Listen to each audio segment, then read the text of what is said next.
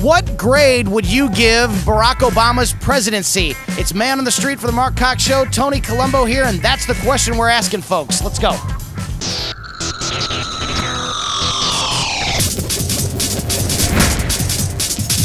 What letter grade would you give Barack Obama's presidency? And if you could say something directly to him, what would it be? I would give him a D, I think. What would you say to him if you could? I don't know that I could. I don't know that there's anything to say to him. Failure.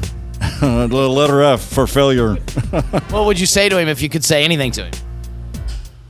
That he was wrong and he shouldn't have got on national TV and started the pot more and then calling the kettle black all the time and stuff like that. And then when he's on national TV, saying stuff about if I had a son, he looked like Trayvon Martin, which was totally wrong. He should have never even said nothing like that. He should have just came on TV and said, hey, let the law enforcement handle it. The FBI's investigating it and this and that. But when he says things like that, and when other stuff goes on in the street, like riots, police officers getting shot, he just puts his foot in his mouth, and look where we're at now. You know what? I think a lot of people don't get commended on their hard work, and especially when they're hardworking people that put a lot of effort towards a lot of different things. I think that too many people pick out the negatives and say, oh, look, he did this wrong and he did that wrong. So good job.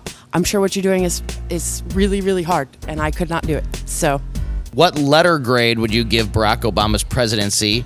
And if you could say anything to him, what would it be? I'd give him a C-, mainly because it's a tough job being president. I can understand that, and there's a lot that goes into it, and he doesn't have as much power as the people tend to give the president.